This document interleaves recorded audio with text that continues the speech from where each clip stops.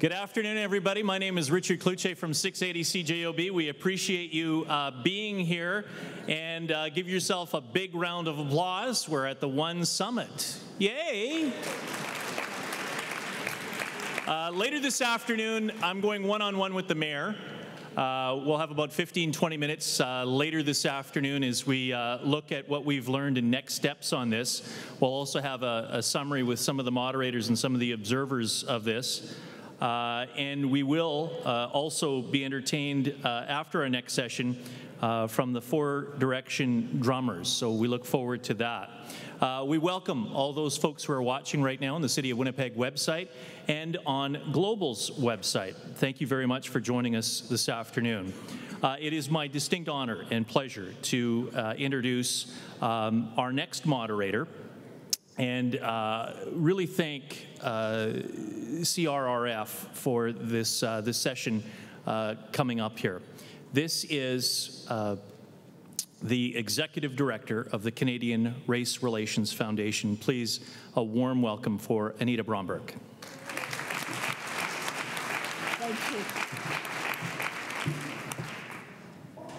Thank you. Thank you. Well, good afternoon, bonjour. Worship, I just wanted to check that you were actually here, but a round of applause to the mayor, because he's one mayor that's sticking with us here throughout from the beginning and end and showing the commitment. Of course, thank you to all the partners and the sponsors, and perhaps one more round of applause to the sponsors for this great lunch that we just enjoyed.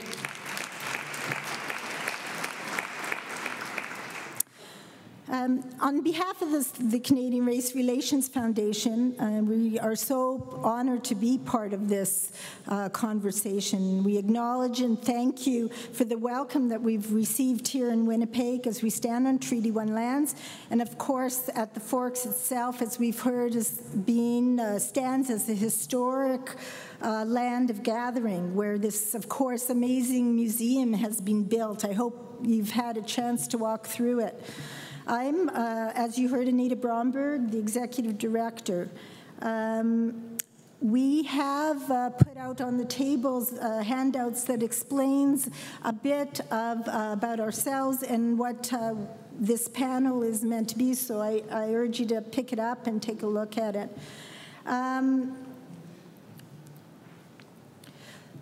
So committed is my organization, my foundation, to be here, to be part of this dialogue, both here and nationally, that in fact our board has joined us for this summit. So if you get the opportunity to please go over, they're sitting in a central table there, and speak to them and share your thoughts. We'd be most appreciative. The dialogue at the summit is being put together to confront the racism among us, but most importantly, to move us along the path towards social harmony. This, in fact, is the very mission of my organization, and that is the focus of this final concluding panel. This panel is, in fact, part of our Urban Agenda Roundtable series, where we have and will continue to explore the challenges of growing diversity of Canadian cities, present, and the promises it offers, all with a view to developing a national vision informed by local voices. The CRRF studies certainly confirm that Canadians are committed to diversity, but they also show us that racism continues among us. It shows us that there's a great discomfort that dwells among us that is blocking the path forward. As a young Anne Frank wrote while hiding in an attic as the world exploded in hate around her, how wonderful it is that nobody need wait a single moment before starting to improve the world. I noted in a tweet that someone made this morning a very related thought that I thought I might share with you, and that was, accessing spirit is what will bring special and sacred words and deeds into the world of being today. So let's capture that kind of optimism as we focus on solutions or steps forward in a conversation now with our panelists that I'm about to call up to the podium.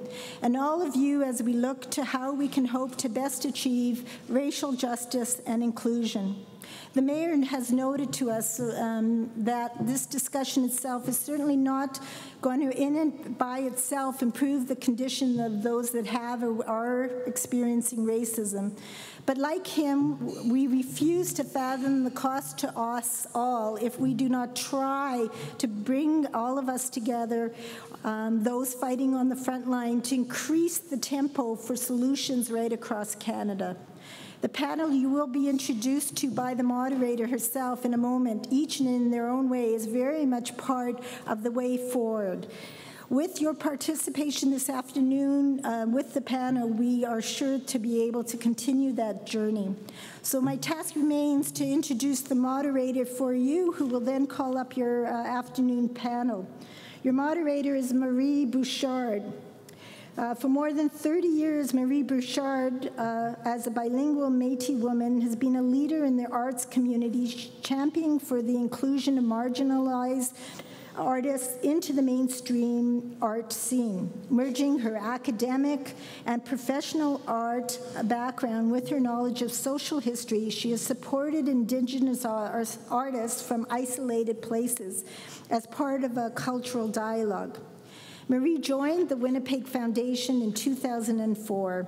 As a community's grants associate, she's attuned to those voices that are not heard and encourages projects that bridge the gap between cultures. She holds a bachelor's degree in art history and in French, a master's degree in Canadian history, and a certificate from the grant-making school Johnson Center for Philanthropy. She's also a recipient of the YMYWCA Women of Distinction Award. I'm sure you'll agree with me that I can leave you in no better hands with Marie as our moderator. So Marie, if you'll please call up the panel. And thank you very much.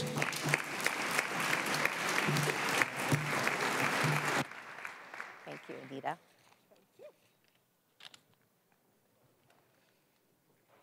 So I would just ask the panel to come to the front and take your seats.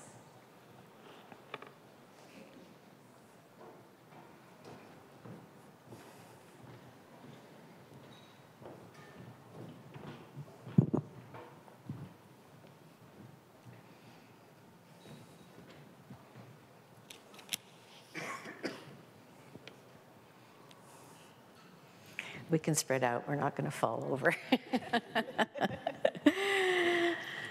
Tanji, bonjour, bienvenue, and for our friends in the deaf community. Thank you for joining us this afternoon. It's such a pleasure and an honor to be here on this panel. I want to say special tribute to the elders who are here and for the wonderful ceremony and blessing last evening. And also want to welcome our distinguished guests from the Canadian Race Relations Foundation and to thank the museum for hosting this event. I also want to thank Mayor Bowman. Mayor Bowman, in the interest of racial equality, Métis to Métis, may I call you Brian? Yes. Oh, thank you. So this panel is to discuss concrete actionable items, which we've been hearing a lot about since yesterday. We decided to adopt this format because we want it to be very much a conversation and we want you to be part of it. Before I introduce the panel, I want to give a big shout out to all the citizens of Winnipeg and nationally who have contributed their ideas and thoughts on the website. We've asked the museum to post a few of these here. It's just a sampling, but to show that this conversation is truly meaningful in society right now and that people do have really good, solid ideas that we can take forward. Our challenge, of course, on this panel is to look at racial justice and reconciliation. And the question we want to try and answer is, what is working? Are we moving forward? What is working? And if it's working, what does it look like? And if it's not working, then why not? So it's my great pleasure now to introduce our panel. On my left is Diane Rusin. Diane is a dedicated community leader and proud member of Skowhegan First Nation.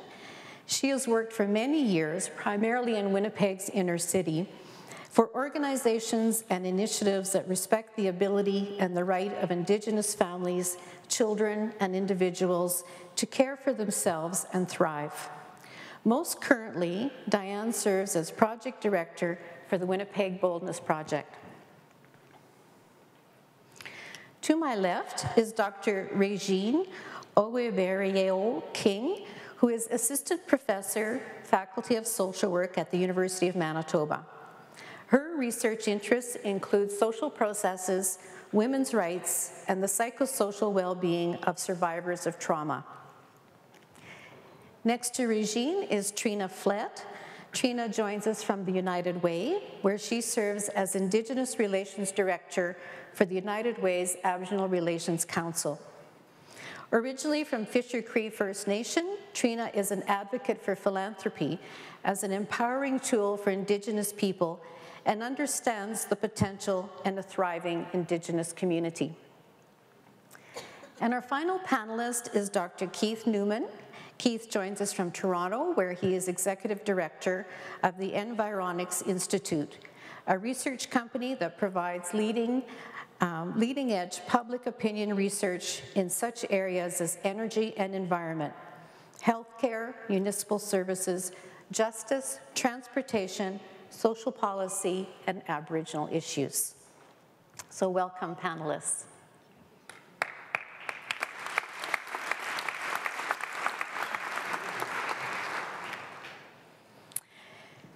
So this morning's panels explored racism and its many manifestations in our communities and in ourselves, as well as what healthy race relations might look like.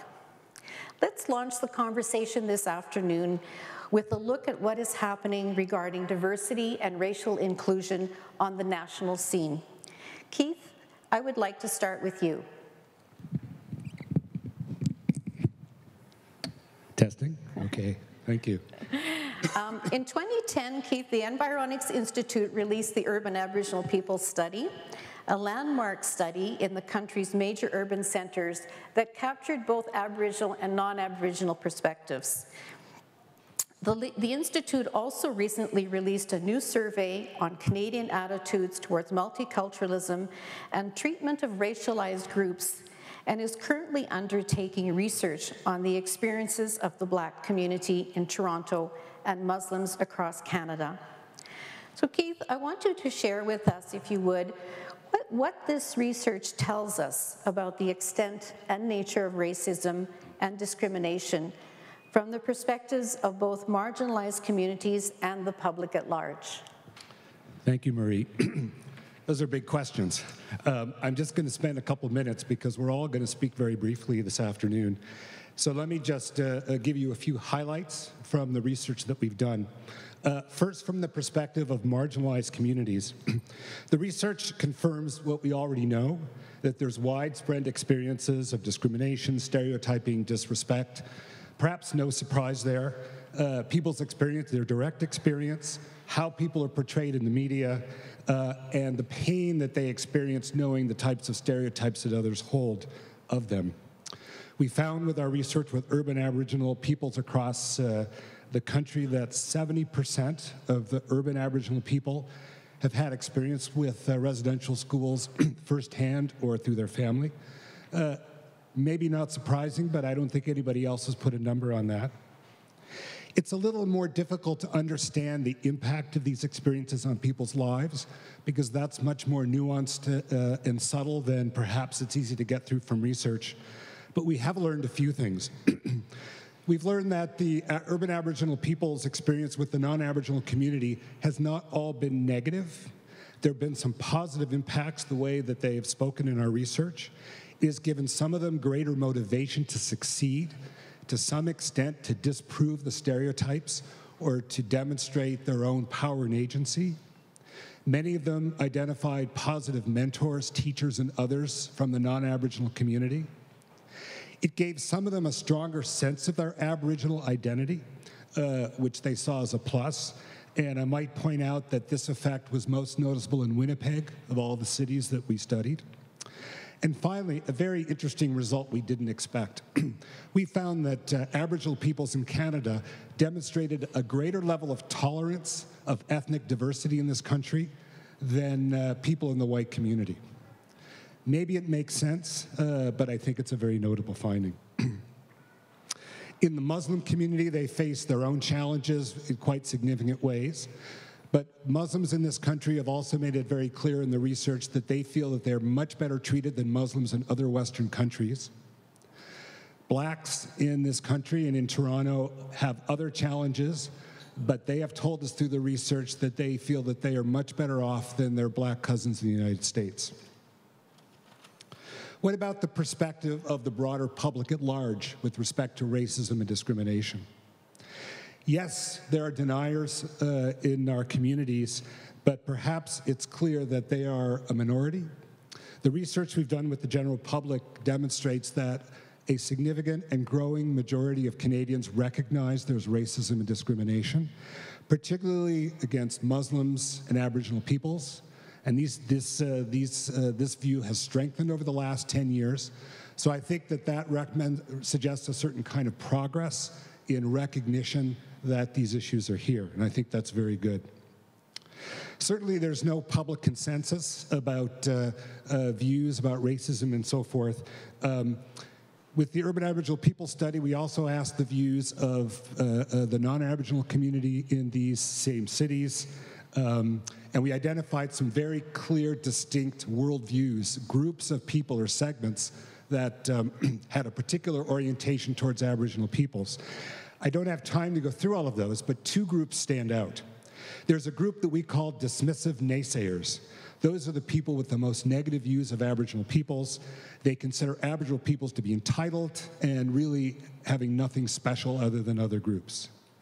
But there's another group we call connected advocates, and those are the people that get it, the people that have contact, the people that have understanding, the people that have empathy, the sort of position that Gerald Dursley indicated that we all need to come to.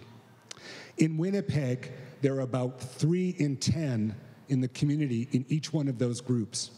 That means for every dismissive naysayer there is in this city, there's a connected advocate who's an ally. And so I think that's an important perspective. And certainly the research that we've done does not provide any empirical evidence that Winnipeg is the racist capital of the country. It's not to say it's not a place where there are issues, but I think that may be a label, but not demonstrated in data. So to close, I think the research really tells us two things. The first thing is that there is a need for empirical research and data on issues like discrimination and racism, because it's a way to document the experience, the way the Truth and Reconciliation Commission had to document a certain kind of experience. And it's also a basis for testing our assumptions. So we're not relying on anecdote and narratives that may pop up and have a lot of power, but we can actually test that. The other thing the research demonstrates for us, it's a way to help understand what it's like to be somebody else. If you don't have direct contact with another group, if you hear about them through research that has credibility, you can learn something about them and develop a certain amount of empathy. Thank you very much, Keith. What I hear you saying is that there is a lot of resilience amongst Indigenous people and newcomers in this country, and a definite sense of hope. I'm wondering if one of the panelists would like to weigh in on this. Is this perception what you see on the ground?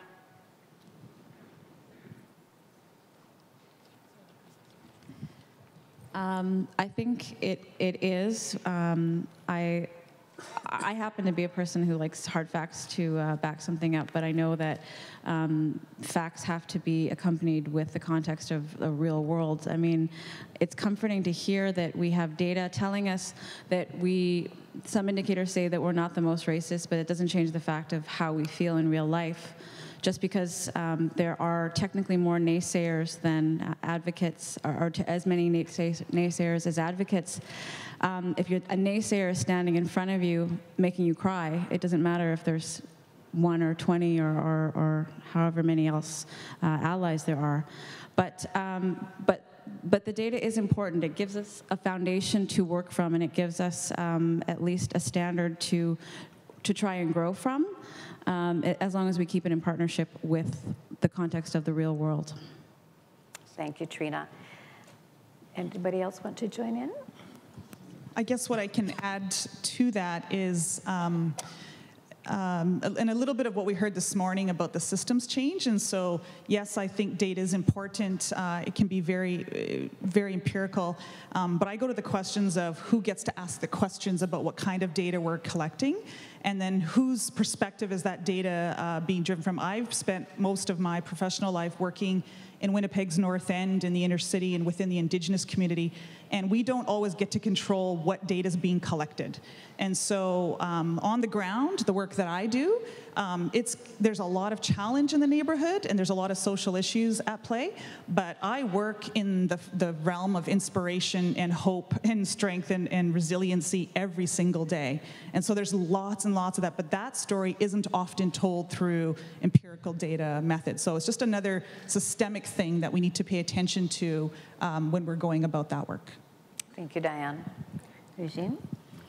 What I would add to the discussion about the presentation of empirical data is also to consider some other data that we know of, like the high rates of Aboriginal people in our prisons, the high rates of children in care, and the increasing number of the same racialized populations among immigrants and refugees in those prisons and in child welfare. I think when we are discussing issues of what can be provided by data, I think we need to compare and contrast with other statistics and information that is out there. In addition to what I think the findings were about the study, I do believe that racialized people, if they were not so resilient, many of the Aboriginal people will not be here today to talk about race issues. Many of the immigrants and the refugees, if they were not resilient enough to survive what they go through before they get here, they wouldn't survive racism. So the resilience is there. There is that continued sense of hope that things can get better tomorrow, but we also need to acknowledge the challenges they face on a regular basis. Thank you, Eugene. Keith? I'd like to pick up on the point that Diane made about who controls the research. That's obviously very important, and I think that too much of the research that's been done with marginalized communities has been done looking at them from perspective of privilege. The research that we did with the Aboriginal peoples and also now with the Black community is trying to take a different approach, community-based research, where we actually got the communities involved, and that much of the research, the questions, the actual research, the interpretation was actually done by the community to the extent that we could. So it's about the community, for the community, by the community, and that kind of research needs to be done more, but it's a model that reverses that problem. We did find with some of these communities that there was a lot of resistance to participating in yet another study. How would this one be different? Because so much of the previous research either was of no value or actually made matters worse. Thank you, Keith. I think that the Urban Aboriginal People study was unique in its community-based approach. We were somewhat involved with that study and watched the process as it unfolded. It's true that there are hard statistics that can be found in other data that say clearly 85% of the people in our jails are Aboriginal. 10,000 or 9,000 of the 10,000 children in child family services foster care are Aboriginal. The question then becomes, how do you use that data so that you're not applying a racist lens to it? You can say that crime in Winnipeg is high, and therefore there are a large number of people in our jails. How do you relate that then to the fact that it's Aboriginal people? Yes, Diane. There we go. I guess what I would say is that,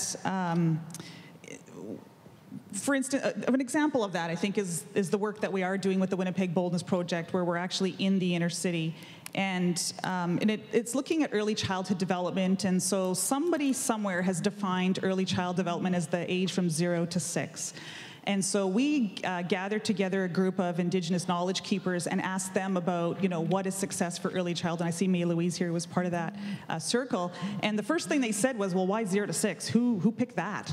And we couldn't answer the question. And so, it's where does the conversation even begin, and who gets to define those sorts of things? And so, so I think that, again, I just go back to where does the conversation start, or where do you start the conversation, and who gets to be included in that conversation? And I know for me, it's incredibly important that we have the diverse voices around the table at all points in the conversation.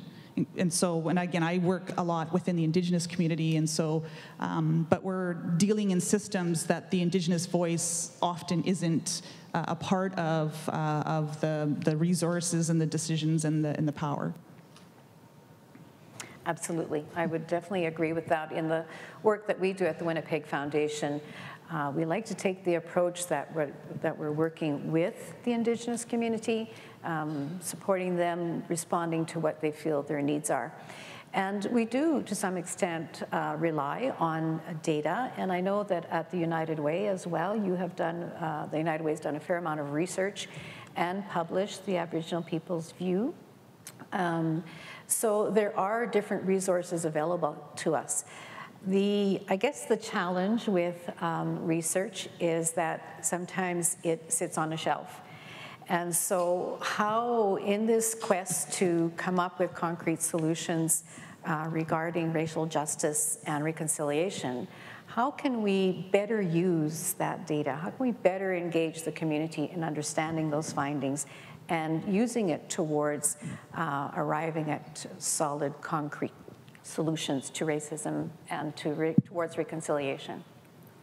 I'll speak to that briefly. I don't have an answer, but I think that part of the keys is for research to have that impact is to get buy-in from the community and other stakeholders before the research is actually done, to help decide what the purpose of the research is and the questions and what's being looked at before the results come out. If you get buy-in in advance, then when the results come out, there's more, everybody is sort of into the process. So I think that's the first thing. Second thing is, I think that research, these sorts of projects have to have a public community engagement component. So once whatever study is done and whatever results are out, there's a process by which to take those findings out into the community, out to community leaders and others, to engage in a dialogue and discussion specifically about what does it mean. So it's not simply a report that goes on a shelf, but something that conceivably could be a catalyst to action. So that process could take many forms, but I think most studies that one sees doesn't have that process, or there's not a clear commitment to it. Mm-hmm. Actually, United Way, luckily enough, has undertaken a process like that. We have a community indicator tool called MyPeg, and it measures a number of different indicators of health and community, and things like income and safety and school graduation rates, all sorts of ways that you know that a community is doing well. And while it doesn't look through the lens of racial groups or other parts of society in that way, it could. And United Way, as a convener of these types of things, could help with helping to define, based on what the community needs and the community says they want to measure and they want to know in a few years how we're doing. That's the sort of thing that could be used to give data to the work. Thank you, Trina. And Regine, you're involved in a fair amount of research at the university and the Faculty of Social Work. How do you see the data being made to be more community-oriented and being shared with the community to combat racist attitudes? Definitely, one thing that is very important is to be able to involve the entire community, not only the community of Aboriginal people alone, when it's a study that is about them, not only immigrants and refugees, when we are talking about the studies that are about refugees and immigrants. I conducted a pilot study here in Winnipeg with African refugees. And what was very fascinating was to present the findings to community organizations where policymakers, executive of different community organizations, where community members themselves could voice their concerns on a particular finding, and where actually the very participants who contributed to the data are present so that they can be asked questions or about their different experiences.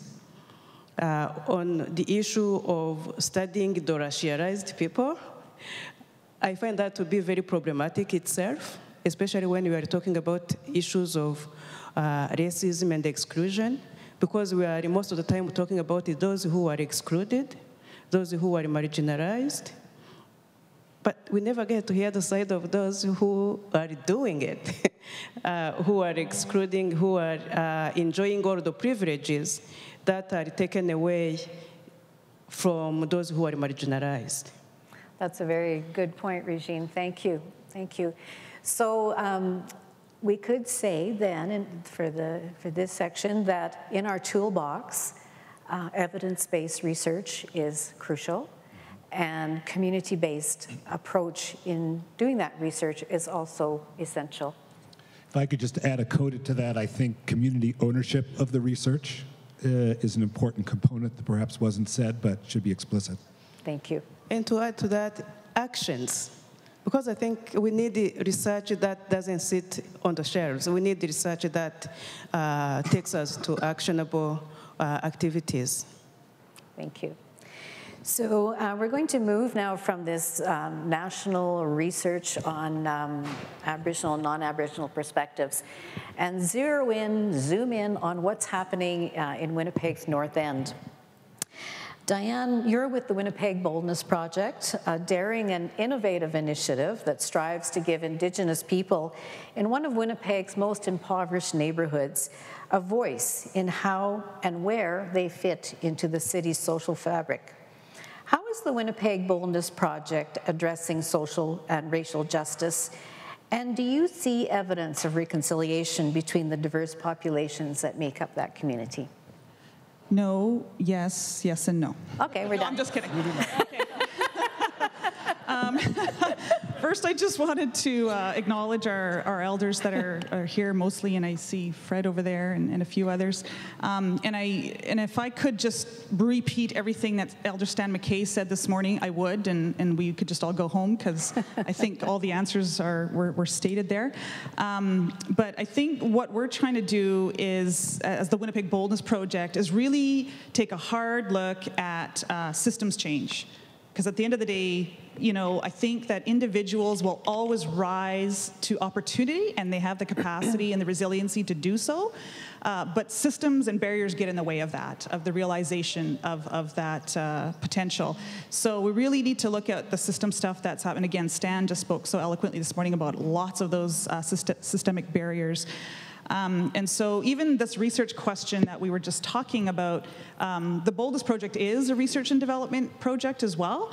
And further to the concept of how do we get buy-in at the beginning, well, for us, we're driving it. Like, the researchers didn't come up with this. We did as a community and said, this is what we want researched. We then had to go seek out the researchers and say, we want you to research this. So who's starting the conversation about research? We are, right? So we're not, again, recognizing the incredible systemic barriers are out there, but I'm not in a victim role. Like, I know what I want. I'm gonna go and find the people that are gonna get that done for me. I know that as a community, we don't have all the skills and resources, and we can tap, the allies out there that have that. So I think that's what we're also doing with the Winnipeg Boldness Project. And so it really becomes, again, I keep saying this morning, back to those issues of power and decision-making and resource allocation. And so I really was very excited to be a part of the Winnipeg Boldness Project when it started about 1.5 years ago, because we had dedicated resources, like dollars on the table, to look at what the community's answers are to this ongoing, intergenerational, challenging place that we find our kids in. And so when we went to parents in the community and said, because there's all these indicators and research tools and measurement tools that say that the kids in Point Douglas, the babies in Point Douglas, are not doing well. They say the kids aren't doing well. They're not ready for school. When we go ask the parents, what's success for your kids? They're saying different things to us. They're talking about culture, identity, language. None of that is measured in the success tools. So we're having to come up with brand new tools to measure different things and about how we define success. And so, again, I know there's an Indigenous teaching about what is success, and I've heard Justice Murray Sinclair say it a lot. Who am I? Where do I come from? Where am I going? And what is my purpose? Like, that's an Indigenous success teaching. That is not measured in any tool that I've seen. And so we're trying to figure out who gets to define what success is, right? So we're asking parents right in the neighborhood, what is success for your kids? And so we don't want to throw out, the mainstream, what's there, it's good, we can look at it, but we need to add to it. We need to add some other perspectives to that. So one thing that we're doing is documenting this way of knowing, being, doing, and feeling, and that's the name of the model that the community has defined. And it really is driven by an Indigenous perspective, an Indigenous knowledge base, an Indigenous value base. And when we say that, people start saying, this is just an Indigenous thing then. No, it's not. It is for all the kids in Point Douglas. An Indigenous way of knowing, being, and doing is good for all kids in Point Douglas, for all Manitobans, and all Canadians. The Indigenous way can lead the way. It doesn't have to be the only thing, but it can also be right up there, cutting edge. And so that's another, to me, a racist sort of thought that only an Indigenous worldview can only be good for Indigenous people. No, it can be good for all of us. And then the other thing is that the Indigenous way of knowing, being, and doing is leading the way, and people are actually following, and people who are normally the leaders are okay with following that because they recognize the status quo isn't working. And again, we heard Stan say this morning about all the numbers within our systems, like, justice, child welfare, like, we're way up there. Something is not working, it's unsustainable. And so we need to have a different way. And so I really do feel that this Indigenous way of knowing, being, doing is something we need to look at, because I think it has a lot of answers.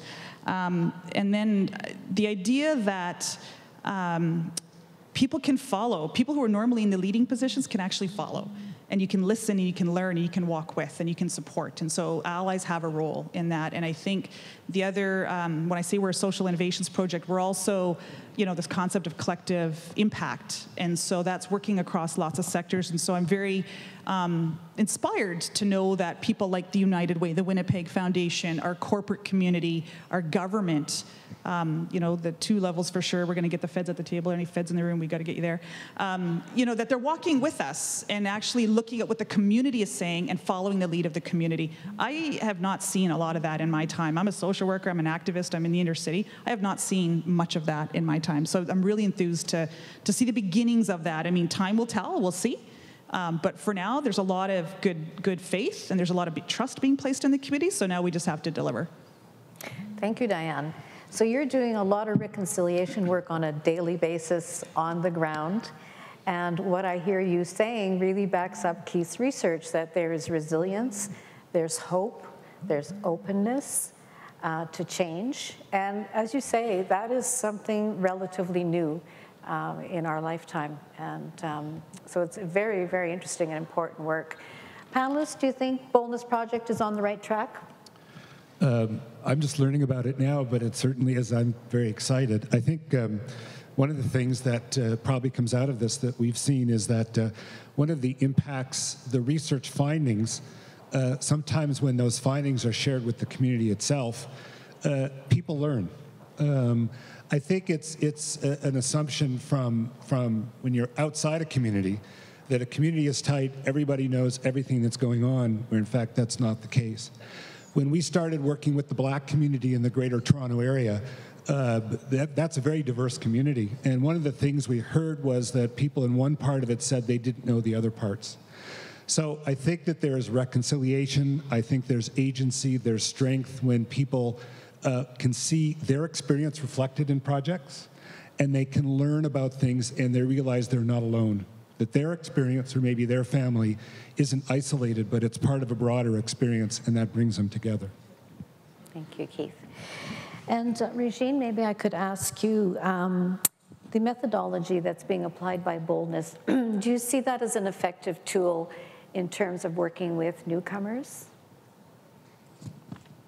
I do believe that as long as you can find a place where people can come together, people have talent, and they can use it, and they can change the world.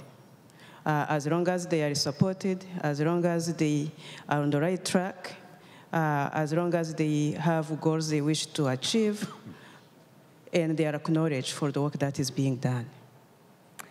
I think the challenge I think we continue to face is that some people can be doing different stuff in our different communities, but they don't get to be known, especially if they don't have that voice to advocate and inform the broader community of what's going on. Mm-hmm. So we could say that under that scenario, through dialogue, you can foster not only a tolerant society, but also an empowered society, and moving us again closer to racial equality and to reconciliation. Trina, anything you would like to add? I think that having the community own the solution is a really empowering tool, and further to what Diane was saying about Indigenous practices being able to lead the way. I think that is a really important thing to keep in mind when you think about tolerance, which for me, it sort of assumes that there's still a superior group. And what I'd rather see, and what we have proof of in solutions that are based in the community like Boldness, is that we don't have to tolerate. We can embrace and we can celebrate a different group from ours and learn from it and gather those gifts to ourselves. So I think that it shows that in everything, every piece of their work. Thank you. Regine? I think we need to acknowledge and applaud for Winnipeg for the event of Folklorama that happen here every summer, and that actually show that talent within different cultural groups. But at the same time, I think we need to acknowledge its limitations, that yes, we can go and learn about a particular culture, we can go and enjoy the food and dance, but at the same time, I think we need to find more spaces for dialogue, where people can challenge each other, can learn from each other, and can empower and feel empowered by each other.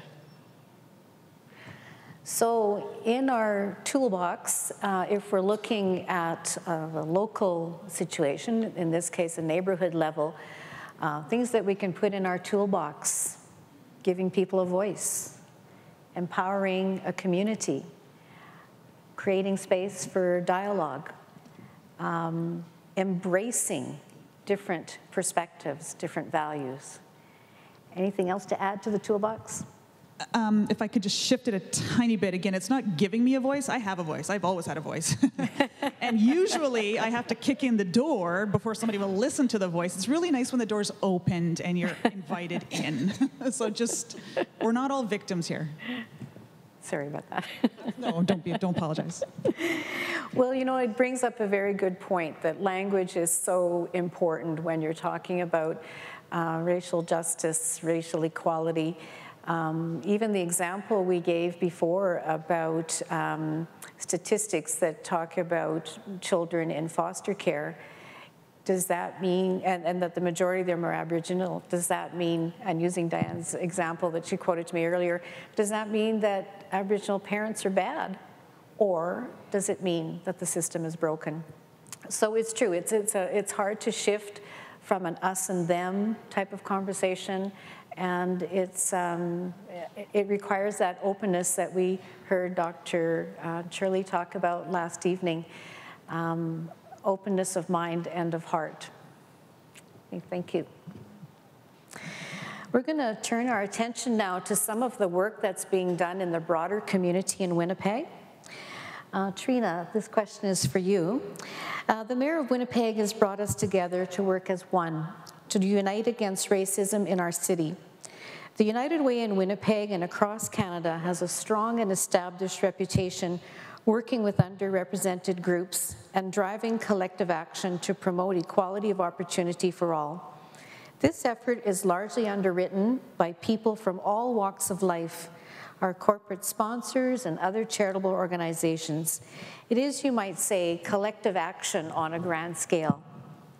Can you tell us a little bit more about the United Way's methodology and its impact on racial justice and equality? Sure.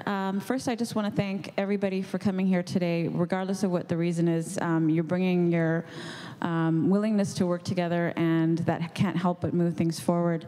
And the second thing I want to do is quickly introduce what I'm holding here in my hand, because it's just something that I felt was important to include in a dialogue, in a situation where we're hearing each other and we're open to communicating with each other.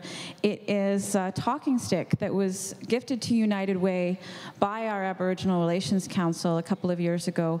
And the reason why it was gifted to us is because our past chair at the time had been working with us for a number of years, with the United Way for a number of years, and felt compelled to share with us something that that showed how much our work is impacting people's lives, and the way that we do it by communicating and listening and trying to include as many people as we can. So that's why I have the talking stick here, because it helps remind me of all of the ways that we carry out our work.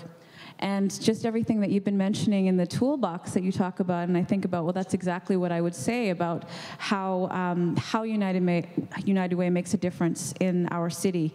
We were brought about by a partnership between unique communities, by the labor community and the business community, and that's how the organization came to be. And we've carried the spirit of that partnership and alliances all the way through to today. We convene people. We bring as many people together as possible, and not just the underserved parts of the community. And we've developed a deep reach into all sectors. And we bring those sectors together, and we ensure that everybody is heard. We want to make sure that all voices are included in the work that we do and the problems that we try and solve, and even learning what the problems are, going back into the community on a regular basis and saying, is this what you meant? Is this what you need? Is this what your reality is like today? If not, let's add to it.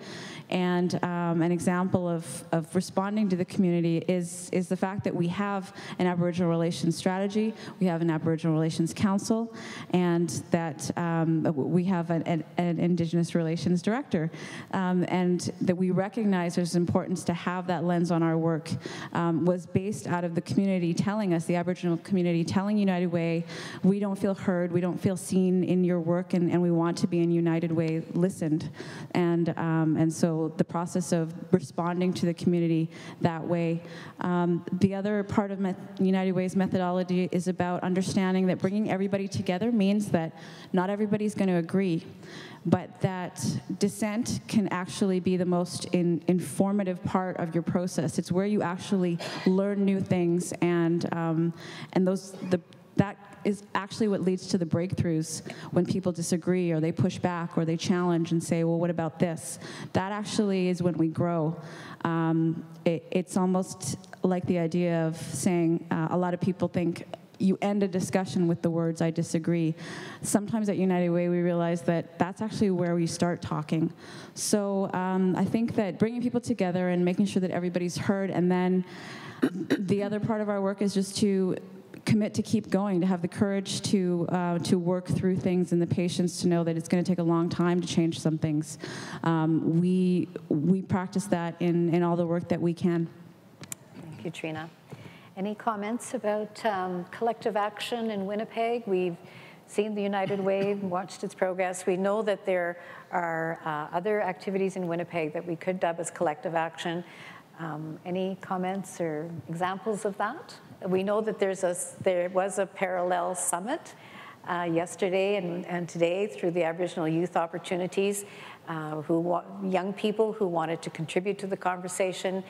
And my impression always is that these types of events and activities are welcome in Winnipeg. I suppose what I might add to the concept of collective action is, you know, when we talk to families and you talk to just anybody sitting in this room, we live and breathe as holistic people. We don't segment ourselves. And so yet as society, we set up resources and you know, all those things that are supposed to help us in these very siloed, segmented ways. And so trying to do the collective approach takes a lot of time and effort, and it's a constant piece of work that sometimes doesn't look very tangible, like, because you're always having coffee and you're always having meetings and you're always talking to people. And that doesn't always get valued, right? Because what does that mean concretely? So I do believe in a collective approach, and I do believe in a holistic approach. And I think that the lines in between, you know, how we segment need to be more blurry, because people don't live and breathe like that. And so how do we then do the work going forward like that? Mm-hmm. So to summarize then, we could say that in our toolbox, we want to encourage collective activity. We want to celebrate it, as Regine noted. We want to celebrate our diversity through collective action. And to the United Way's point, that dissent is not a bad thing. It's really where you need to start listening. So for the final segment of this panel, we sort of want to bring the discussion full circle before we open the floor to questions. And I want to address this to Regine. Regine, you've done much work and research in the area of cross-cultural mental health and the integration of newcomers into Canada, including those who've survived great trauma prior to arriving in Canada. We've also recently heard the recommendations of the Truth and Reconciliation Commission as to measures needed after the trauma of the Indian residential school experience. Now, last night, Gerald Durley said to us that differences are made not when laws are changed, but when hearts are changed as well.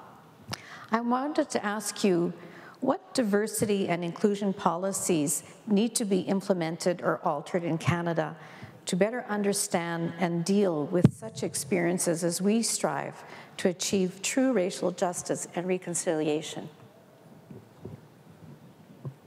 I think from what we have heard as recommendations from the Truth and Reconciliation Commission, to the summit from last night to today, I think one thing that seems to be going through every session is something about education. As an educator myself, I just feel like we have responsibility to tell the true history of Canada. We, as an instructor, it's an issue we struggle with most of the time, that we are teaching using the same Eurocentric books. If you have any class that happens to be in your course on multiculturalism or diversity, happens to be the last one, pushing to make it at least the first one so that people can start discussing, understanding that they are different and they are diverse. I think that's at the formal institutions. We need to find ways to change our curricula and adapt it to the the diversity of Canada and the people we teach. But I also perceive education not only as something from formal institutions, either at the university level, high school level, primary education level. I see it as is part of integral education we pass on to our children and grandchildren. We pass on to the newcomers to this country, to the visitors. I give you a story which I found to be tragic. I went on a local cruise in Kenora. And of course, there was a beautiful woman talking about the different islands and the water and the trees and the people who were born and raised in Kenora and who have gone on to do fantastic things for Winnipeg and Canada. And all those people were settlers. And the only time an Aboriginal person was mentioned was when we got to the island where the Jesuits were killed. That was the only story from an entire trip of about 3 to 4 hours. And then I was left very puzzled and actually angered because I just felt like we didn't hear anything about the Aboriginal people who were pushed out of these islands. We didn't hear anything about the wonderful things they may be doing or they have done in their own communities. So I think when we are talking about education, we need to really come down to the true history of what is this country. I would say the good and the ugly side of Canada. Because if we continue to give one part of a story of the prosperous, I would say, white, privileged, Eurocentric approaches, we are really leaving out the Aboriginal people who were here when this nation was created. We are leaving out the Japanese and the Chinese who came here despite that they didn't have their spouses and families with them. We are leaving out many of us who are immigrants and refugees who wish and want to make this country our home. So education within families, education within formal institutions, education through formal and informal settings. To me, that will be one issue that needs to be addressed and be carefully looked at. The second issue that you talked about, my work with survivors of organized violence, and I did mention that the importance of having shared spaces. Actually, this one came up as a recommendation from the study I did with immigrants and refugees here in Winnipeg from Africa, who just felt like, okay, it's okay if I meet other refugees who most of the time will look like me, and then we get to exchange our struggles and our hopes and resilience. It's okay if in our neighborhood, most of the time we live in North End, if we get to know our Aboriginal next door neighbors and we have maybe a barbecue in the community, but it will be so nice to have shared spaces where we get to learn about our mainstream people, where they get to learn and appreciate who we are as individuals and the richness that we bring to this country. One woman gave an example. She said that in my Eritrean culture, we respect the elders. I saw a woman who was struggling with groceries. She was an elderly woman. I tried to go and help her. I didn't have the language to tell her what I wanted to do. And when I tried to touch her grocery bags, she pushed me away and started screaming as if I was going to steal from her. So if we don't know that principle of respecting the elders comes with the very people who live in our communities, then we'll never get to know who these people are. We'll never get to know and appreciate what they can add to our communities and society. So shared spaces. My third element is really about the dialogue. I do part of my research in Rwanda, which is also my native country. And if we are talking about truth and reconciliation in Canada, I think it is studied in many southern countries, including Rwanda. Reconciliation has been on the front page of every activity that is happening in the country.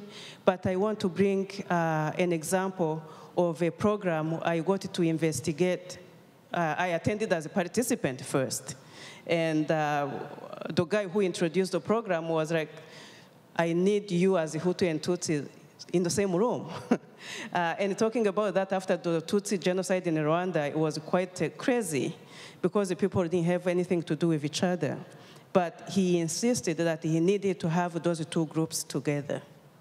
I have seen, I fell in love afterwards, went back and made it my research agenda.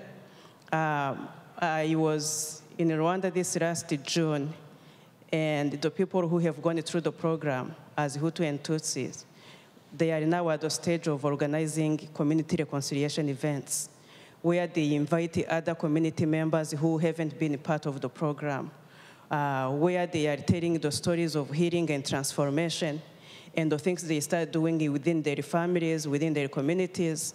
What was so amazing is that they decided as a team of Tutsi and Hutus to continue to support widows, ex-prisoners who were accused of genocide crimes, children.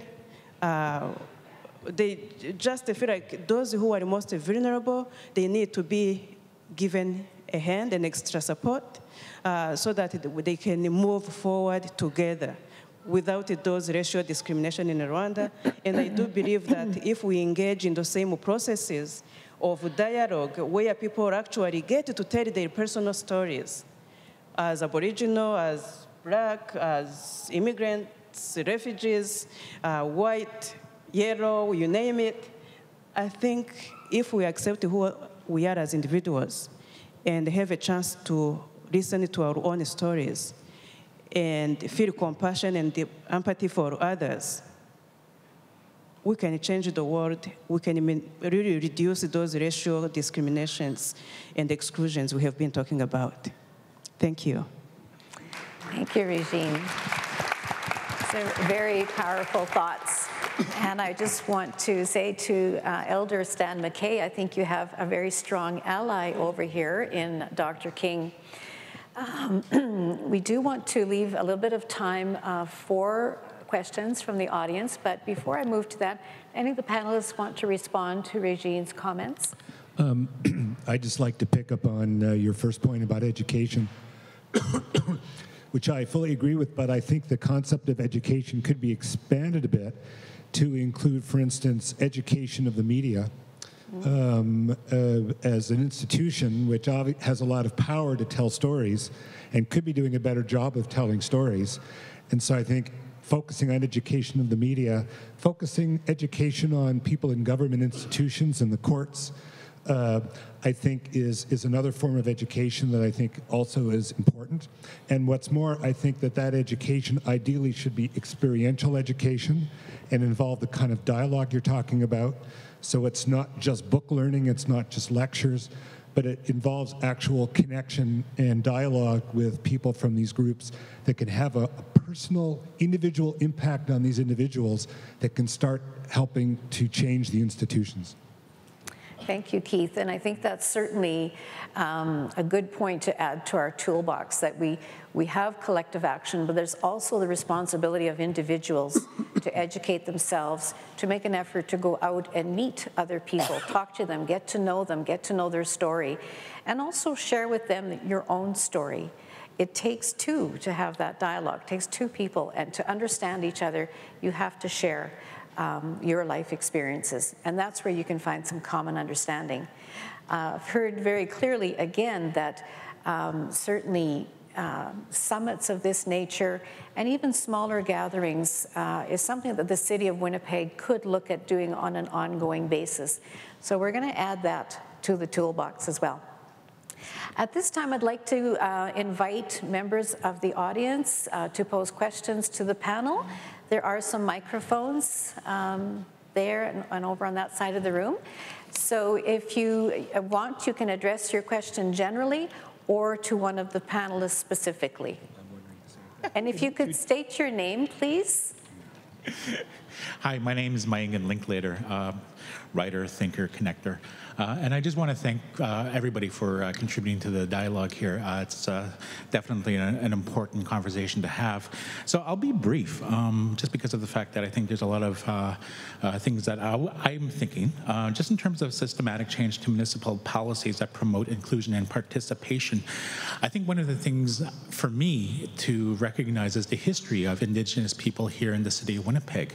There is Roostertown, which was near Grant Park, which was a Métis settlement before they were bulldozed to make way for the mall there.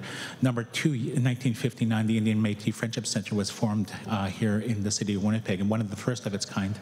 But also, there was also an Indian residential school that was here, located here on Academy Road. As it were for me, on June 4th, after the TRSC report came out, I actually wrote and submitted an Indian Residential School Genocide and Reconciliation Act. And out of that is just to recognize the importance of the TRSC report, but also to recognize the survivors and going forward to educate all Canadians about the history. And I think going forward, if we have that opportunity to promote the history, it's from there we can form the foundation for going forward with dialogue on reconciliation. Number two, I think in terms of systematic changes that the city of Winnipeg could do. In New York, they have a thing called the Juvenile Robbery Intervention Program, and what they do is that it's administered by the New York Police Department, and what they do is that they work with 100 high-risk youth within a specific geographical area, and they work with the families to provide them supports. Whether or not it's driving their families out to the supermarket when the checks come out and bringing them back. And they first got started when they just delivered 100 turkey dinners for Thanksgiving. You look at Winnipeg here, there's a lot of police officers, but I think the mechanism to do that would be to work with the cadet program. The cadets could, start from the ground up, making those connections at the community level, and just providing supports for those folks that need to go to Walmart. Because a cab trip to Walmart from Turtle Island, it's about $20, $15 to $20. That's one avenue right there. Again, one is just recognizing the maybe Winnipeg Transit. Maybe they have a family bus pass. That they have for all, all people of a low income. And I'm only saying this is because if you look at the demographics of Aboriginal people, it's young, and everybody that I know seems to have families, and these people are my kids that I'm looking at their friends, they got kids. So I'm thinking about, if we can provide some sort of financial support for low-income families that enable them to save a buck, that's one avenue. Number two, again, looking at like CFS, there's keeping children in the homes close to their communities, but recognizing that, yes, they come from a dysfunctional situation, but they still love their mom and their dads. That's one example. So anyway, so I think going forward, you have the Mayor's Advisory Council on Indigenous Issues, but why not make it permanent? Make it attached to City Hall, that it's a standing permanent council, so that there's always something there to loop back, and give it a budget. You have the Aboriginal Relations Office. Provide that synergy. You have social workers that were employed by the city of Winnipeg 20 years ago. Those people are still employed. You have, if you want to develop a community plan, well, you have property and developments. They have the capacity there to generate and to communicate on how to develop community plans, and their capacity is there. So I see a lot of opportunity. I think it's just a matter of connecting the dots. So anyway, miigwech. Thank you very much, miigwech. Yes, your name, please. Good afternoon. My name is Darcy Linklater. I'm not related to Michael. He's from Ontario. I'm from northern Manitoba. I'm a native from a place called Mississauga in northern Manitoba. And my language is Nidoon.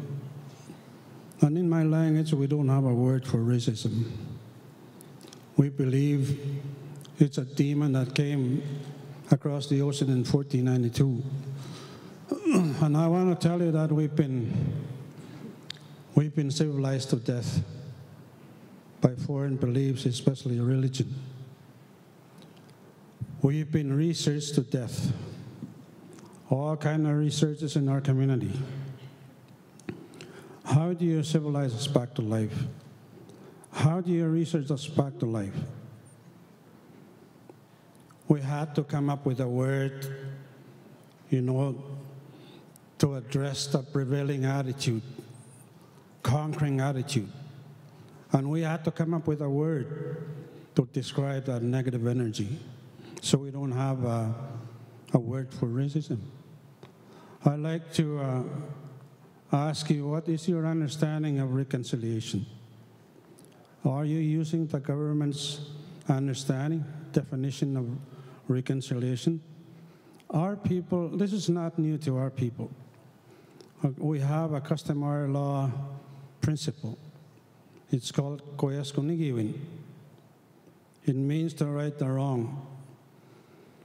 And to me, true reconciliation is to take back what we lost, what was taken away from us, including our land, our language, our culture, our spiritual sovereignty, our economic sovereignty. That is what, according to my understanding, that is true reconciliation. And to take back what was taken from us, including our dignity, and most of all our sovereignty and our ceremonies. Thank you. Miigwech.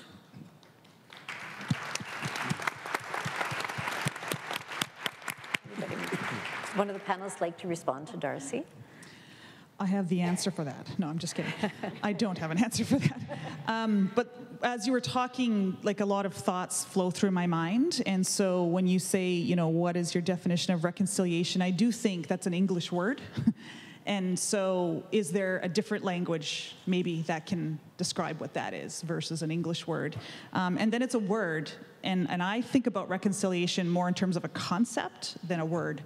And so, I think reconciliation is about relationship, and it is about how we move forward by still remembering, the history in the past. And a lot of the stuff that we talk about in the past is still contemporary. Residential schools, the last one may have closed, but we look at the modern day child welfare system, the modern day education system, the modern day justice system. Those are can be described as legacies of residential schools. So it's living today. So to me, reconciliation is about acknowledging that and being aware of that, and then how do we confront that in a very real way.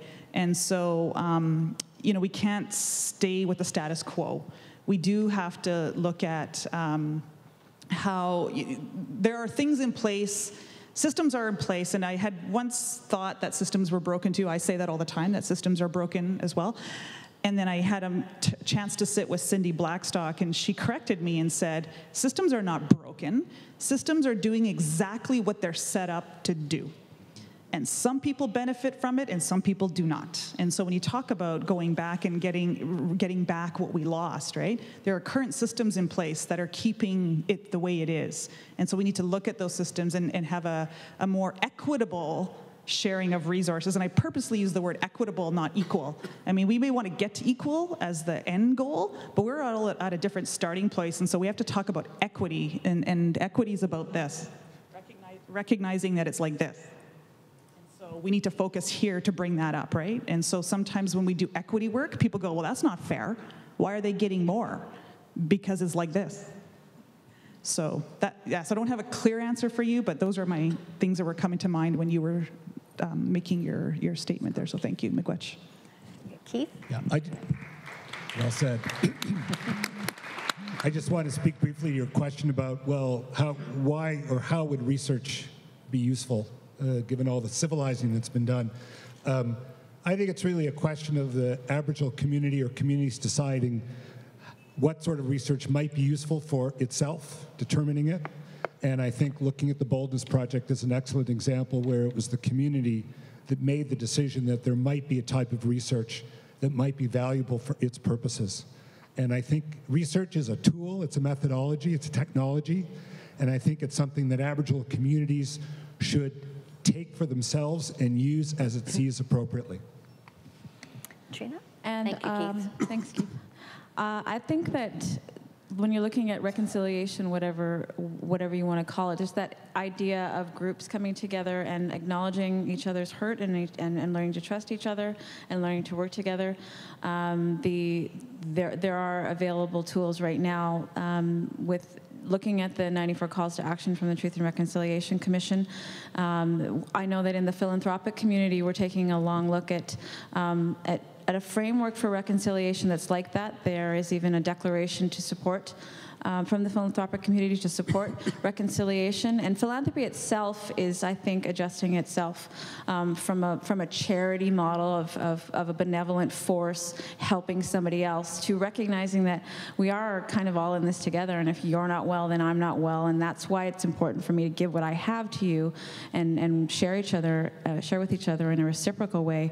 So I think that the philanthropic community has a role to play in that, and I hope that we're doing good work in contributing to that. I also wanted to say something to the whole idea of gifts and what people add to it. Just reminds me that a monocultural society where there's just one way of looking at things is not only boring, but is also, it's just, okay, whatever, it's the same thing. It's Groundhog Day every single day.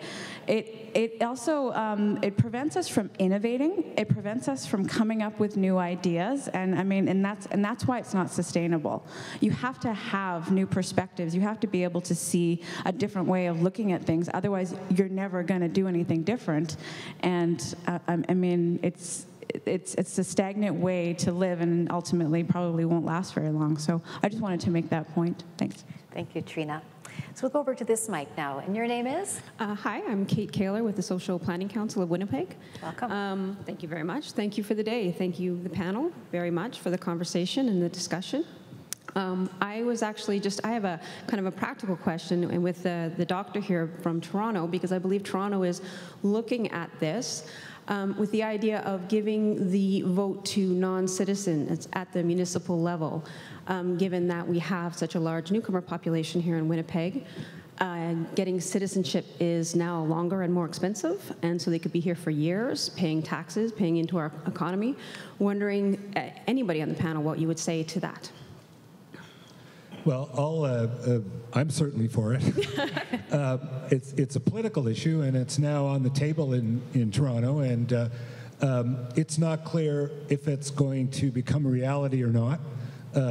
I think that generally more citizens are probably in favor of it than opposed, but the opposition might be organized enough, so I think it could go either way. But I think over the long term, I think it's something that will definitely happen. Let Tate vote. Absolutely.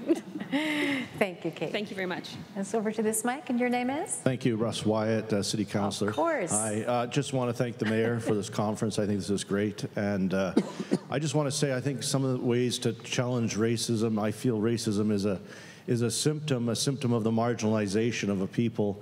And, you know, I see it in my community now where people of Aboriginal descent who have been able to become educated, who have had opportunity, who are now living in our community. It's hard to be racist when your neighbor across the street is of Métis descent, or the neighbor across the back fence behind you is of Aboriginal descent and a member of the Peguis First Nation, which is exactly the case that I have in my neighborhood, which is really what we should be striving towards in terms of overcoming racism.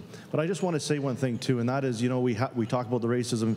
The economic opportunity has to be part of the solution. And for example, what's happening now with the Capion Barracks, as far as I'm concerned, what's taking place there is nothing but a form of racism, where the federal government is refusing, which they set out in the Treaty Land Entitlement Process, the TLE. 3 or 4 or 5 federal governments with provincial governments before, the TLE process, very clear, to stake a claim on those lands. If those lands were anywhere else other than beside Tuxedo or River Heights, would this have been resolved years ago? The question has to be asked. You know, there's so much opportunity in this city, in this province, and I think we have to end the marginalization, and we have to open up to opportunity. We have got, as a country and as a province, you know what, you look at the Aboriginal population in this country, and as a share of the overall population of the country, it's very small. But on the prairies, it's a large ratio. And that's part of our challenge, I think, is the regionalization that we affect in this country, and we have to overcome that. We have to literally grab Ottawa and the province and say there has to be a new deal. There has to be a new deal, because we can't have a conference like this in another 20 or 25 years. We have to break it now, and the way to break it is to have a new deal so that we can see the injection of funds that we need to raise and ensure that the next round of kids are not standing at the corner of Higgins and Maine that we see today, and that's form of poverty that's there, and that cannot be allowed to tolerate. Poverty is the greatest attack on the dignity of a human being, and racism is a symptom of that. And that has to be our goal, and those are my thoughts. Thanks very much. Thank you, Councillor Wyatt. The next question, you want to? Yep, I would agree. I do think some of where my head was going when you were speaking, Councillor Wyatt, was that when we focus on deficit thinking, then we start designing solutions that address deficits. And then we get, I'm a social worker, so then we get all these social programs going on. And when in the work that I do with the families I've been dealing with, some of them want a parenting program, most of them want a job. And so, you know, when we think about strengths-based programming, then we're playing to what people are good at versus what we're saying they're bad at or what we think they're bad at. And so I agree with you that the whole focus needs to be around economic opportunity versus maybe a whole bunch more social programs. Social programs are important. Again, I'm a social worker, that's what I do. But it can't be the only part of the conversation. And maybe even more specifically, when you mentioned the missed opportunity, and by not moving forward with a project like that and what we could be benefiting, there's a cost associated with that. So that opportunity is actually losing us economic opportunity right now as we speak. We're not benefiting from that. So remembering that cost as sort of the impetus to take more action is something to keep in mind. Thank you. Go over to this mic. Hi. Okay. And your name is? Oh, it's Bianca. Bianca, welcome. So I have been racist, and I went home and I reflected on the fears that motivate that racism. I fear being belittled and abused. The people that instilled those opinions on me, though, aren't in this room today. I have to be mindful of that when I meet everybody, to give them equal opportunity to make their own impressions on me. So my question's rhetorical, and it's for everyone, but what are you afraid of? Thank you.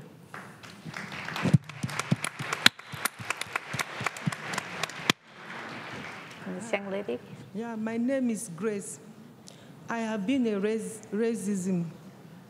I gave somebody $6,400 and something to buy a van for me. And every one of us here know that $6,400 and something is not a small money to cash and give somebody to help you to buy a car. And the person took the money and didn't get the car for me. So I went to legal aid to lay my complaint. Legal aid told me that they don't do that kind of stuff, that I can do it myself. I can go to the court and file it. Then I went to the court. I filed my complaint. I paid $35, and a court date was scheduled for me. And I served the other person with the paper. So on that court date, I went to the court, I met a judge, I explained my thing, and a judgment was given to me. And I asked the judge, how can I get the money back? And the judge explained everything to me, how to go about and get the money. So I did everything the judge told me. I went to where the person is working. I served the paper to the boss and everything. And the boss accepts it, because once he look at it, he knows that this paper is from the court, and the judge has granted it. And the boss explained everything to me, that he will be giving me the money. And I started collecting the money. And later on, this person went and get a Jewish lawyer. And the Jewish lawyer came and spoiled everything. The money I was getting, I didn't get it. The Jewish lawyer now rescheduled another court date. I accepted. I went again before another judge. I still got that same judgment. But the person refused giving me the money. Up to today, I haven't got that money, 6,000 something. That's another case. Then the other one, I gave a lawyer $1,500 for a woman like me to cash $1,500 and give a lawyer so that a lawyer can represent me in a different case. The lawyer took the money from me and didn't do anything. And when I told people, they told me to go and lay complaint to the Law Society. And I don't want to do that. Because if I go to the Law Society, I don't know what the Law Society will do to me. And up to now, the lawyer didn't do my case, didn't do anything, didn't give me the money back. That's number 2 case. Number 3 case, my husband came and took children from me, 3 children that are in my care.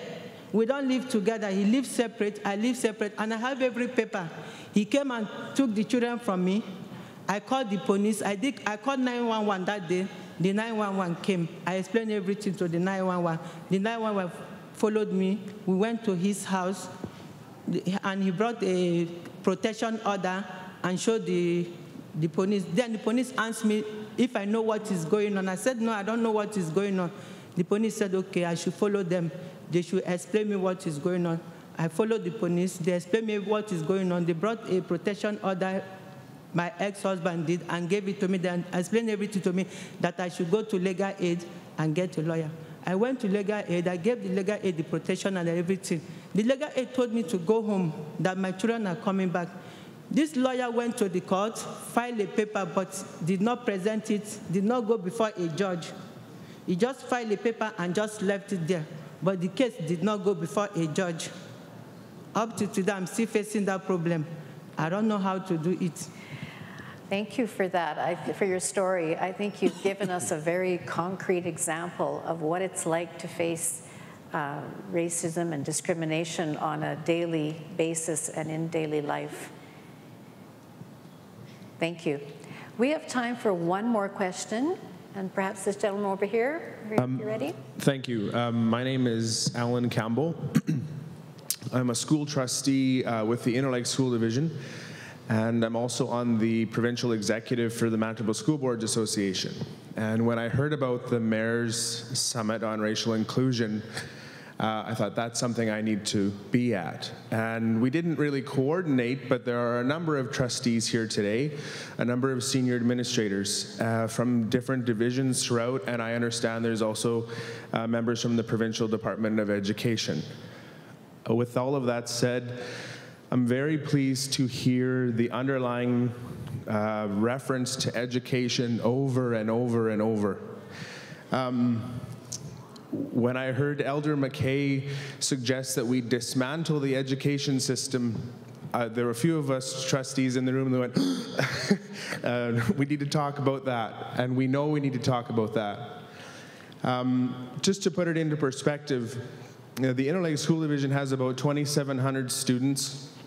400 or so are self-identified as Aboriginal or Métis, and out of our $39 million budget, we get $127,000 for the Aboriginal Academic Achievement Grant. So that's a small number out of 39 million. And we're a small division. We do our very best. In terms of the change in curriculum that has also been referenced, my question for the panel, and any one individual or all of you can speak to it, in order for there to be a real tangible change in curriculum and in how schools operate in terms of infusing more of culturally relevant material, there needs to be political will. And I'd like you to speak to how what you might suggest would be a good way to create that groundswell of political will. Obviously, today is an excellent start. As an individual trustee that has myself and my fellow trustees throughout Manitoba, we're unique in the country now in terms of our role as Manitoba school boards with local taxing authority and what our own influence is on how we fund public education for all Manitoba students. So as an individual trustee and a member of the community, I would invite anyone in my own community to come to me to talk about how we can try to create that groundswell from a school board level. But it's a provincial curriculum. It's not a school board generated curriculum, it's a provincial curriculum that we help execute. So how do you, from your perspective, create that political will to help educate our youth and get the youth to have the understanding and to eliminate the racist ideologies that we've talked about that are embedded and underlying in so many of us in the older generations. So how do we develop the curriculum so that our youth start their education process with an unbiased perspective and all the information they need to embody what we're trying to achieve here? Thank you. Thank you very much. That's a very big question, and I just want to check with the organizers. It is 3 o'clock. Do we have a few minutes for our panel to address that question?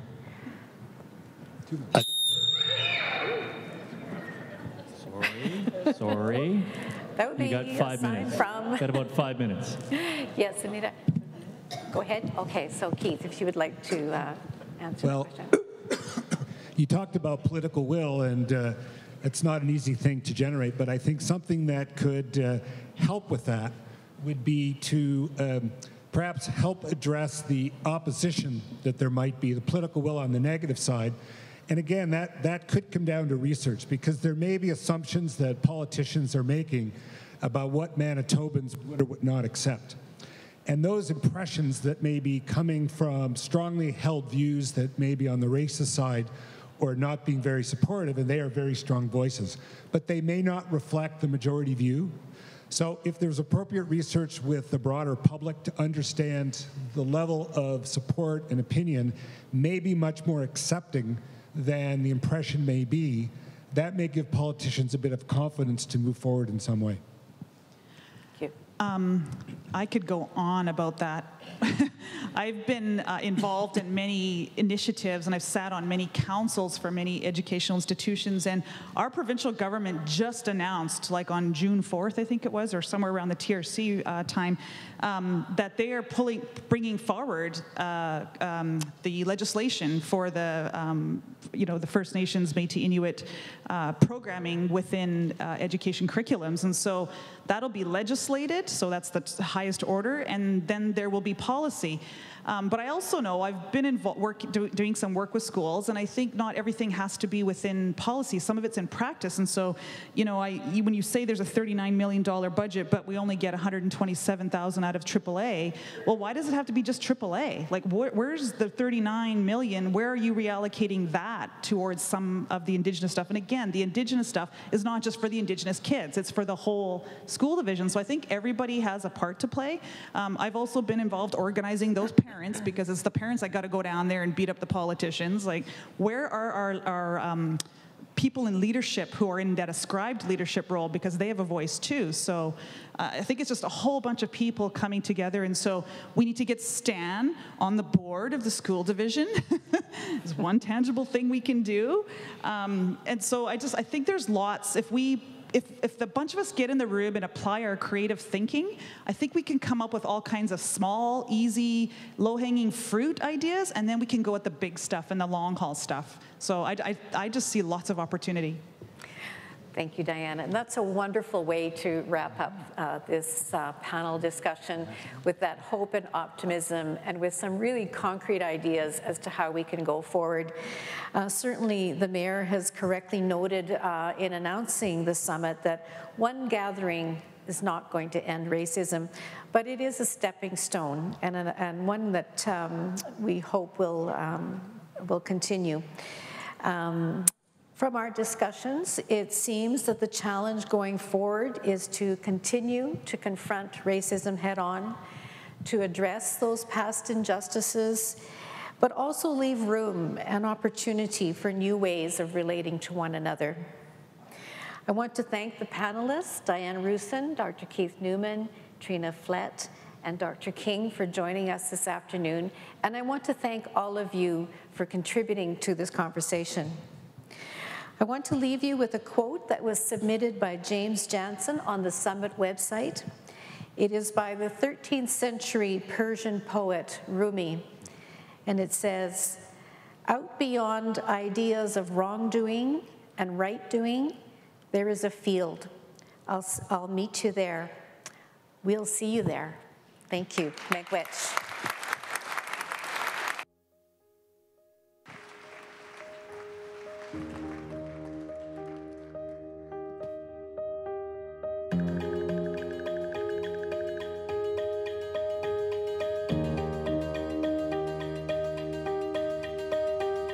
you.